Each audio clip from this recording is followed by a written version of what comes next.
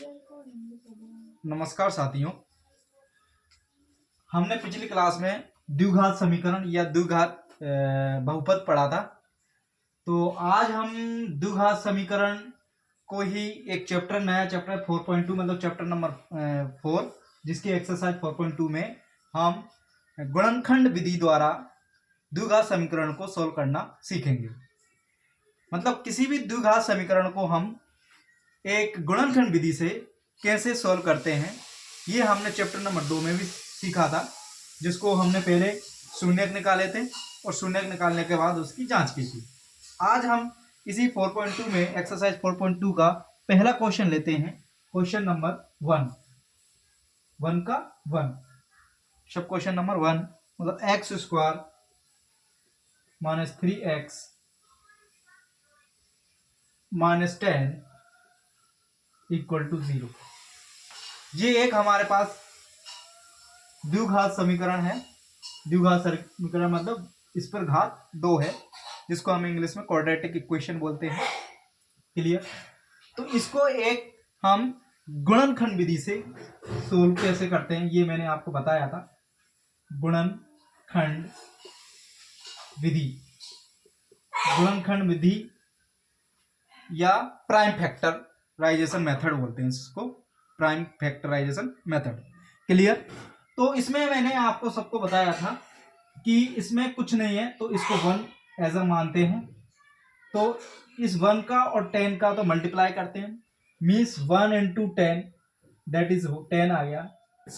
अब इस 10 को हम इस तरह से तोड़ते हैं कि इस दोनों का गुणनखंड हम ऐसे लिखते हैं, मतलब इसका गुणनखंड लेते हैं, इसलिए इसका गुणनखंड विधि बोला गया है।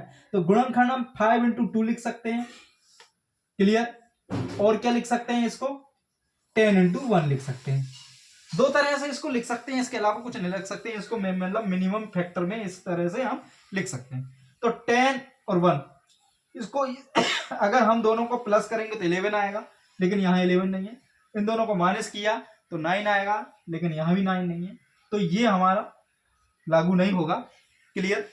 अब इसको देखते हैं, 5 प्लस 2 करेंगे तो 7 आएगा, लेकिन 5 में से 2 माइनस करेंगे तो 3 आएगा। लेकिन -3 भी माइनस का लाना है, तो इसके लिए बड़ा नंबर हमको माइनस करना पड़ेगा। क्लियर? तो इसको हम लिखते हैं एक्स स्क्वायर माइनस 5 पहले लिखेंगे 5x प्लस 2x।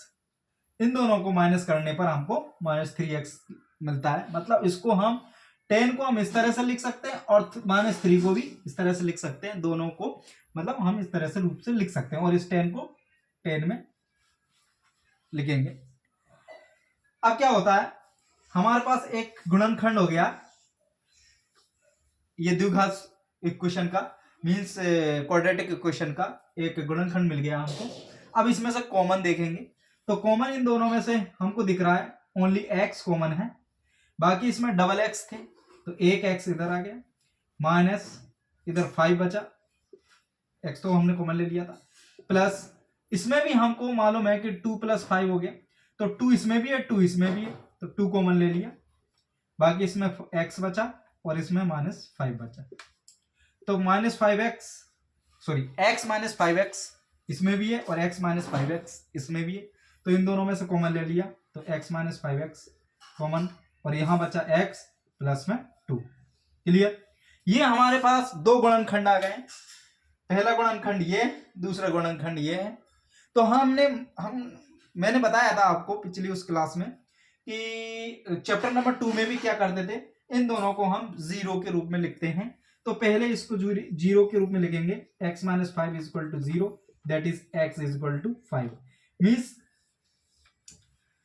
या शून्य बोलो। अब इस चैप्टर नंबर 4 में हम क्या बोलेंगे, इसको roots of equation, that is या फिर समीकरण का हल। मतलब x की वैल्यू पहला 5 आएगा और दूसरा क्या आएगा, x plus 2 equal to 0, that is x minus x equal to x बराबर -2।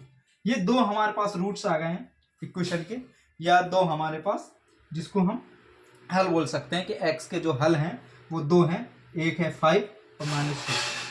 तो उम्मीद करता हूँ ये इस तरह से एक गुणनखंड विधि द्वारा फिर से समझ में आ गया होगा कि क्वेश्चन हम बिल्कुल सेम टू सेम, जैसे 2 में किया था 4 चैप्टर में भी वैसा का वैसा है गुणनखंड विधि द्वारा, बस इसमें हम जांच नहीं करते हैं, उसमें हमें जांच करने को दिया जाता था।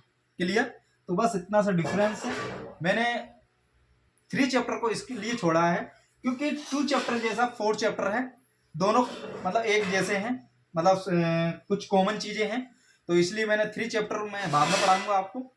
3 चैप्टर हम बाद में पढ़ेंगे, ये कॉमन चीजें, क्योंकि हमारे को जो जानकारी है उसके अनुसार ये सॉल्व हो जाएगा।